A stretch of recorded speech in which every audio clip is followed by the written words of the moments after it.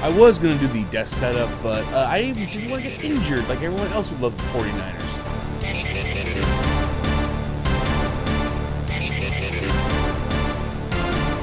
Hello everybody and welcome back for this week's edition of the Bay Area Sports Update. Going forward, I'm going to try my best to get these done on Mondays. I'm sorry it's a couple days late, but I do have it up to date as of today, which we're not going to waste any time going over. For those who have been here, just know this goes over Bay Area Sports. If there's a team you want to see covered down below, let me know, but I do my best to cover all Bay Area sports because I am a Bay Area sports nut and I love it. So we're just going to jump right into this. We're going to start with the 49ers, and the freshest news from the day was the fact that they did absolutely nothing at the trade deadline.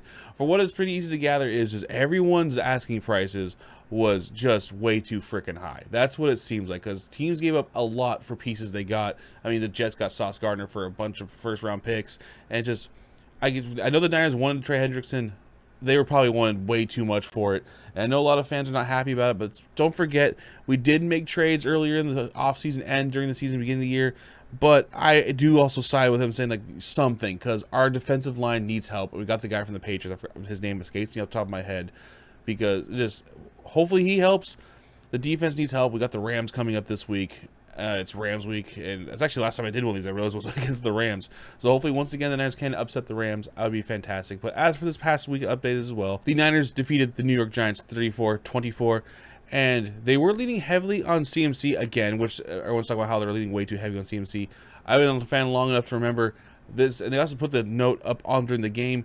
Doesn't even come close to how much the Niners used to depend on Frank Gore. I didn't know it was that bad, because it's been a while. I forgot the percentage number they showed. I think it's like 60% of snaps went to Frank Gore back in the day. Right now, CMC is getting 40.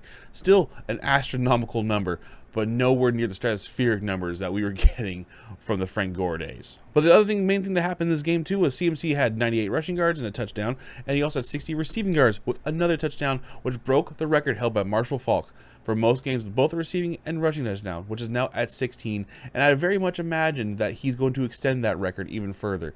It's kind of crazy. I actually really thought that number would be higher than 16, but hey, I'll take what we can get. It's awesome. During the game too, the defense had their hands full at times because Jackson Dart's legit, at least so far.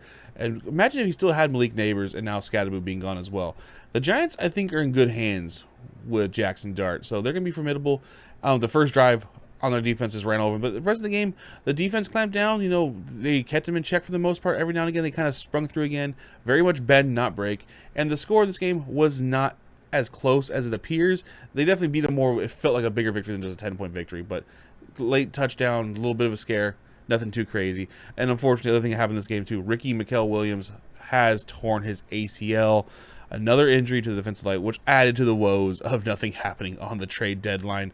But hey,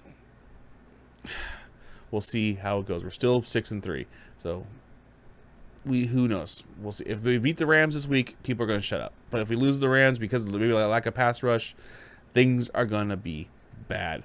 Purdy remains day to day. I don't expect him to start this week. He could start. That'd be kind of great to have a homecoming, but also you don't want to be rusty against the Rams.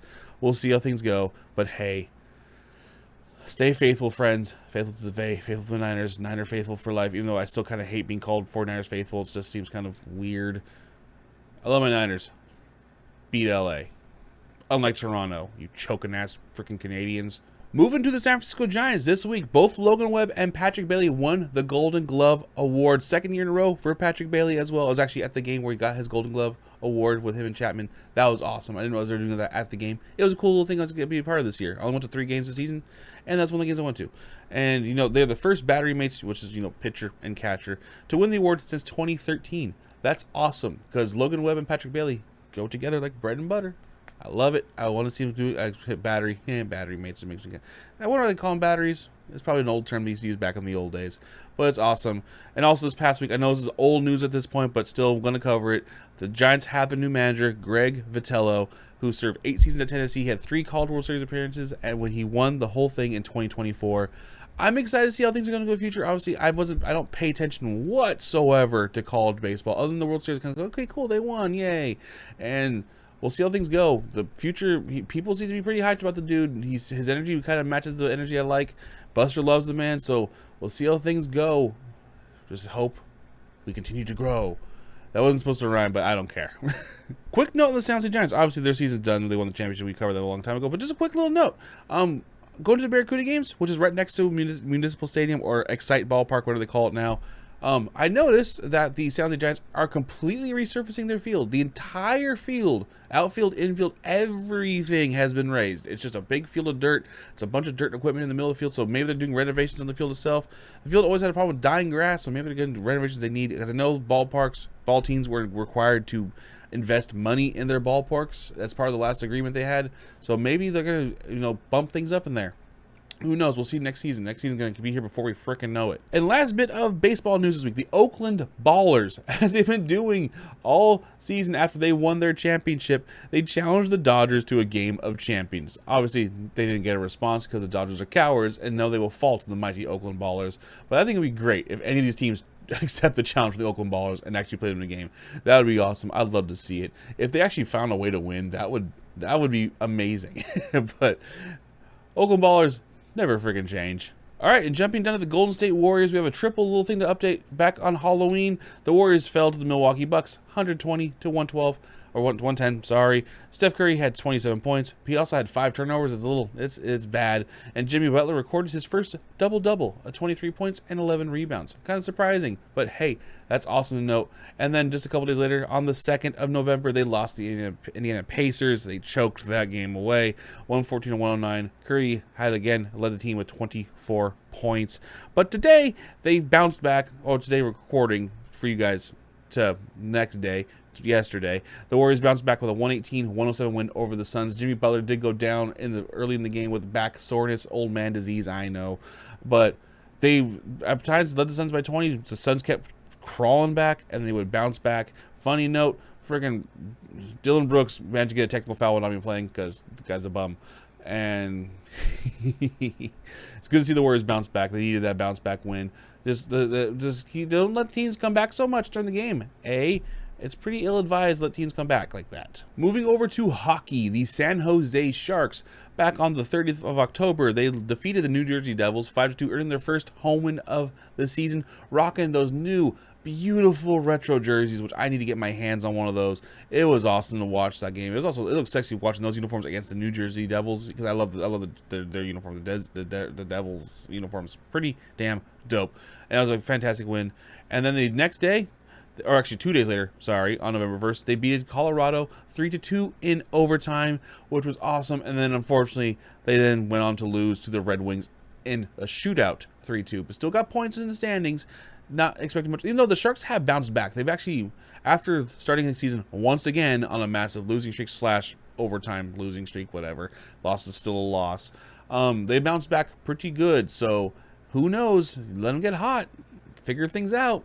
Start playing defense. Goalies stops making stupid plays. Talking to you, Askarov.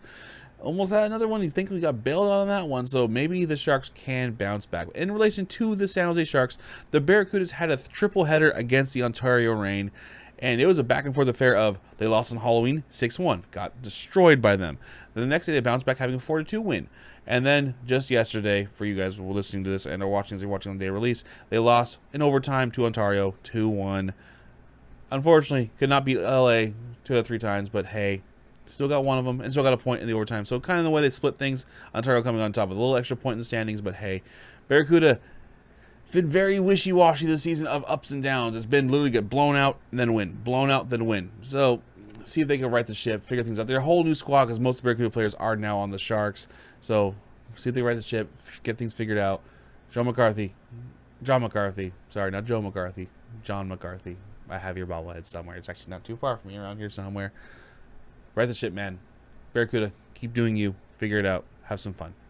Please. Not much in the realm of soccer / football news this week. Just last one is the Bay Area Football Club. Bay FC. Apologies. Bay Football Club. They lost their final match 1-0 to the AT Racing Louisville FC, finishing in 13th place. They finished the season with 4 wins, 8 draws, and 14 losses. It's not last place, To the realm of Bay Area college sports, the San Jose Spartans, they defeated Hawaii on Saturday. I was actually at the Barracuda game that day, and when I was leaving, the game was, I think, in the second, third quarter. It was loud. I kind of wish I could have gone over there, but it was late. I had to get ready for work the next day. No, it was Saturday, so it was not. I was just tired. But they beat Hawaii 45-38 over in San Jose. Apologies if I pronounced his name wrong. Walker Eget threw for 458 yards and 2 touchdowns, while Steve Chavez Soto had 3 rushing touchdowns in the victory.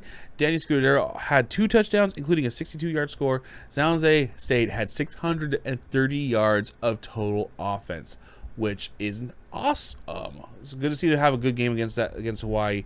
They needed that. They had a little wishy-washy games as well this season. I mean, they're not an amazing school. They don't get crazy recruits, but hey, win Mountain West, please. And they have the next game up against Air Force. I kind of wish I could go to the game. Unfortunately, had plans that day. For context, my dad was in the Air Force, so I'm a little torn on this game, but go Spartans. I want to go, but unfortunately, we will not be able to. Moving up the peninsula side, we have the Stanford Cardinal. They had they've had a very rough patch this month. They defeated Florida State back on the 18th. But other than that, that's only one win for the last 4 games, because they lost 42-7 to Miami. Granted, Miami's a ranked school, so I mean, you can't be too mad at that. And they also lost 35-20 to Pitt. They will take on North Carolina on the 8th. Beat Belichick. Just do something funny, please, Cardinal. Please. And lastly, we have the Cal Bears. They lost to Virginia 31-21 on November 1st. Next up is Louisville on the 8th. And guys, that is your Bay Area sports update for this week. Again, I'm going to try my best to get these out on Monday for you guys going forward. Please let me know teams want to see covered. If there's a team I didn't cover, it means that I didn't have newsworthy events or nothing happened. Like, obviously, I have the SaberCats at the Panthers. I have many teams that are normally on this list, but nothing happened with them. Some have off seasons, or some teams haven't had anything happen at all yet. So thank you guys so much for listening and or watching. Please subscribe to Fenrirock Sports over on the YouTubes. Do not drop me a follow whenever you listen to me on any podcast is available anywhere you get your podcasts. Go check out my other main podcasts, Anything But Nothing, and check out the main Fenrirock channel. Thank you guys so much for watching. Follow me on the social, y'all don't care about any of that. Thank you all so much for listening and or watching. I said it 15 times at this point. Take care of yourselves and each other. Play on. Have fun. As always, you did great. I'm in Fenrirock. My brain just broke. Take care of yourselves. I'm just clicking the end recording button. I'm just running away.